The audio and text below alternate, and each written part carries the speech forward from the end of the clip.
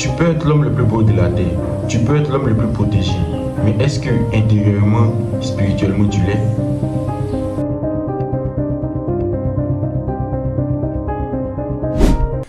J'espère que vous allez bien.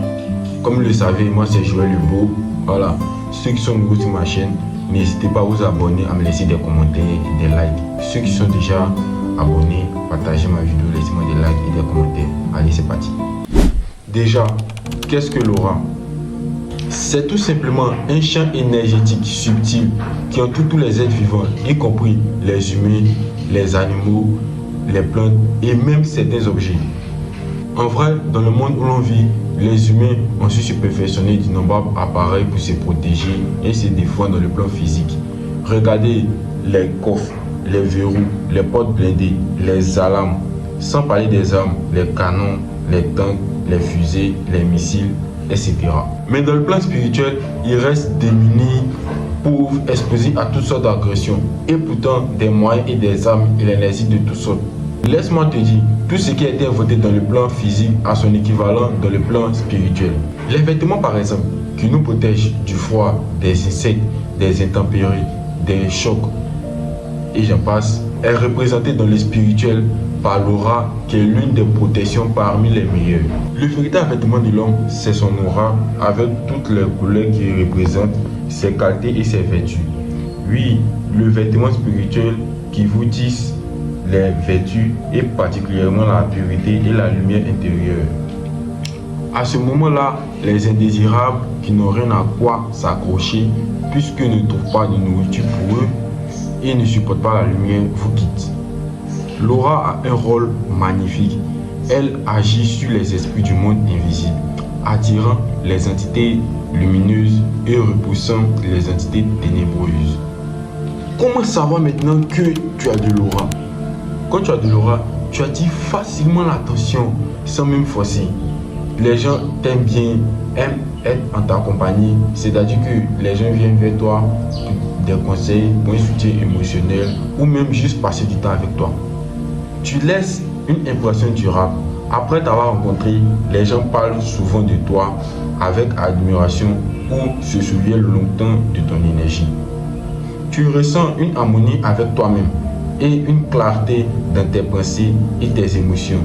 Une présence magnétique, c'est-à-dire tu as une conscience de dégager quelque chose de spécial, une forte lumière intérieure. Tu as une lumière intérieure perceptible.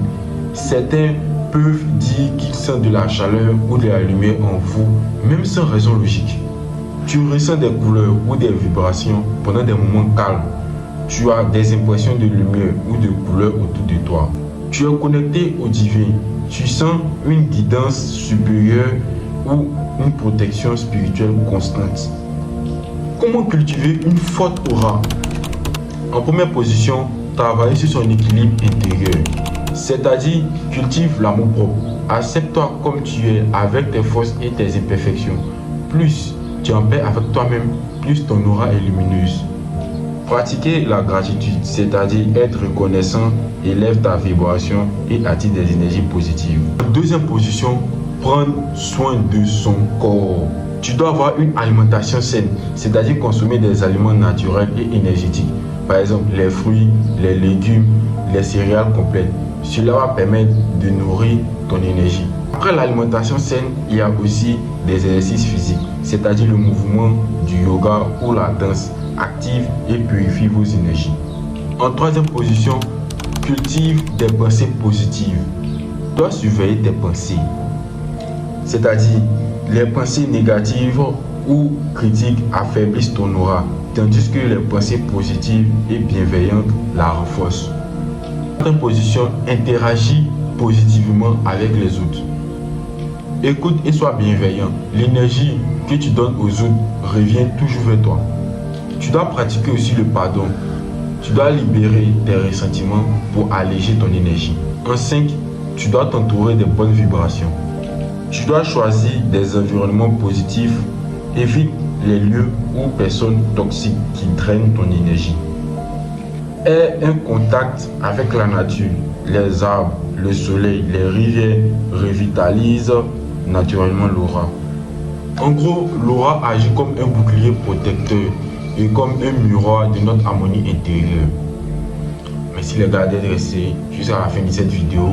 N'hésitez pas à vous abonner, à partager cette vidéo à vos amis. Voilà, on se retrouve dans une nouvelle vidéo. Bye bye.